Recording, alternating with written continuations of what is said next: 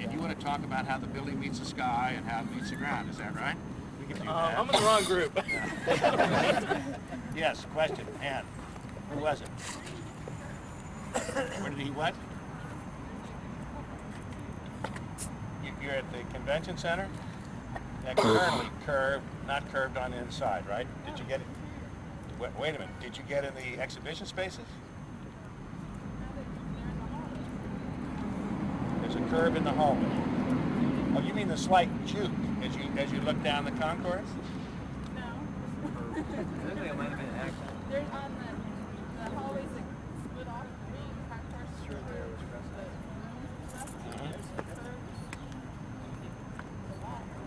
The ballrooms and conference rooms, the outside wall. Yeah. Okay, but it curves in increments, if I recall. Oh, yeah. Is it continuous curve?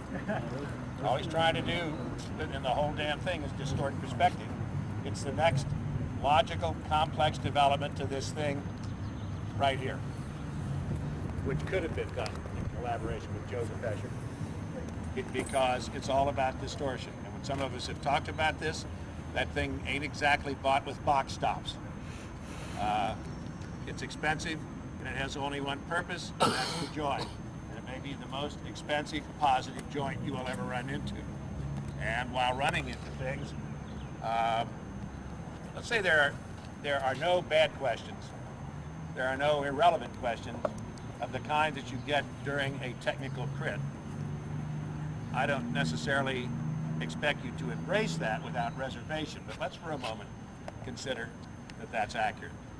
Somebody was asked about a column and its placement and what it might do to insurance rates and students that would run into it. Now, if you were the president of this university, you know that each autumn, every other year, the University of Michigan visits this campus and tries to leave its imprint.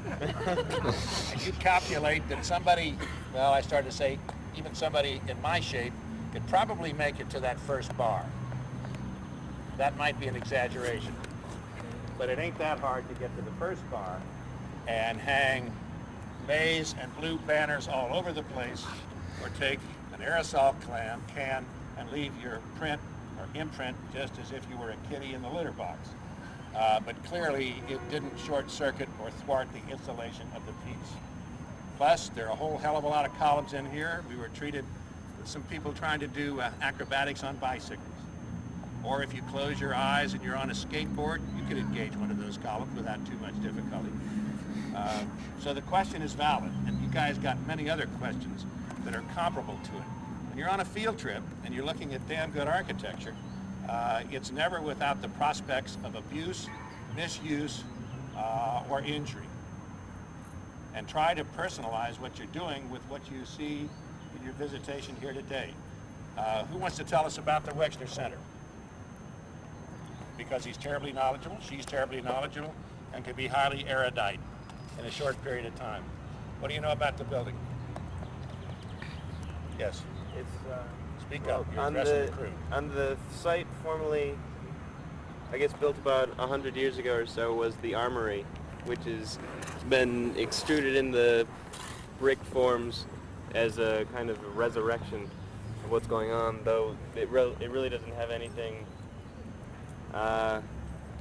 functionally to do with what's the exhibit that's going on inside. It's just kind of something that he can intersect. It was a basis, I think, to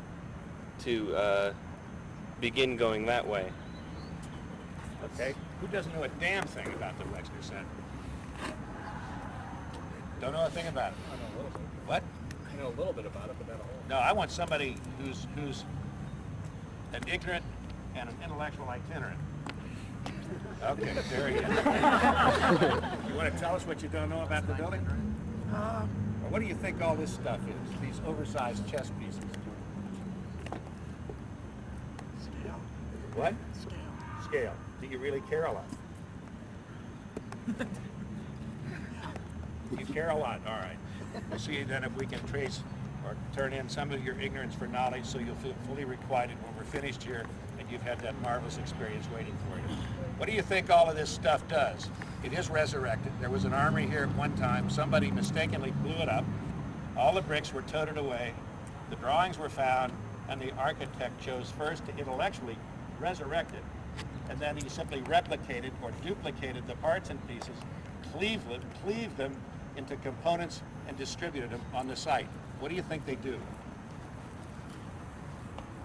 Sort of pre-populated. They do pre-populate it.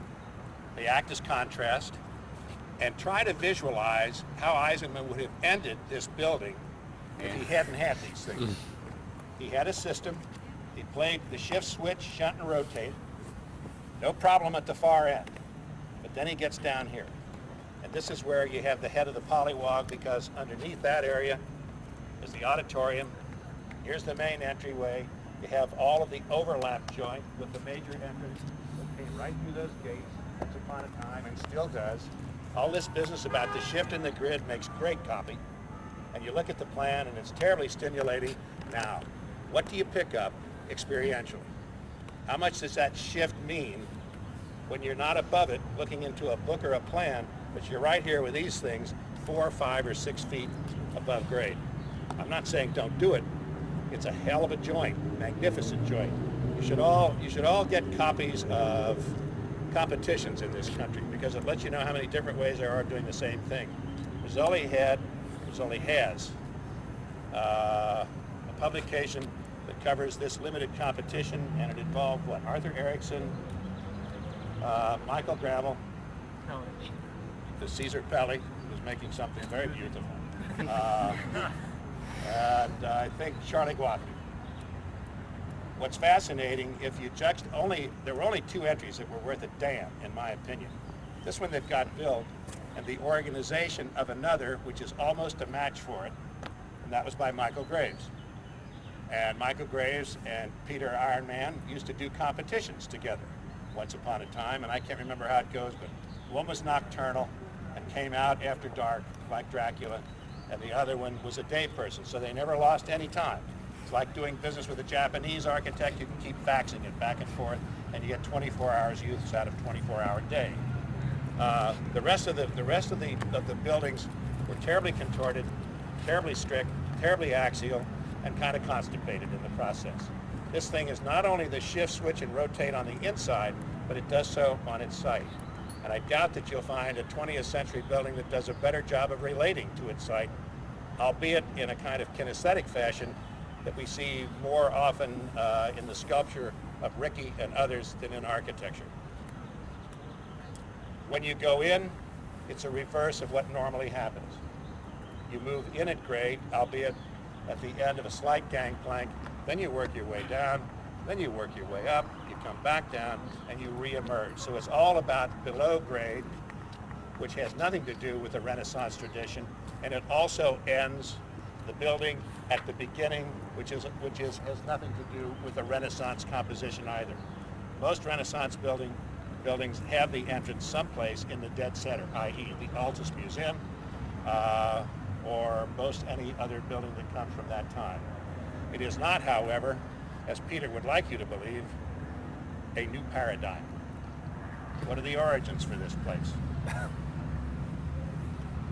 Goes back as far as not by intention. Where did you see a less potent piece attempting to perform the same scenario, architectural scenario? Come on, guys. You're going to make me feel like I've been a dismal failure. You wrote a critique on it. Huh? That thing in Fort Wayne, next to Louis' building, has the same intentions, except they're pretensions. And yet Walter Netsch and the crew well preceded Peter Eisenman in the game. We talked about, I think, at least a touch worth of the field theory.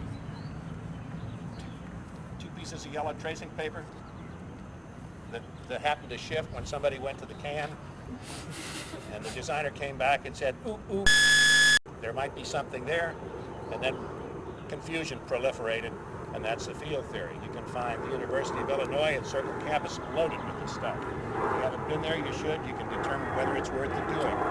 Here it's much more subtle, and you can find that there's a legibility that begins to escape any kind of reference in a field theory building, because you never have one element played off directly against another.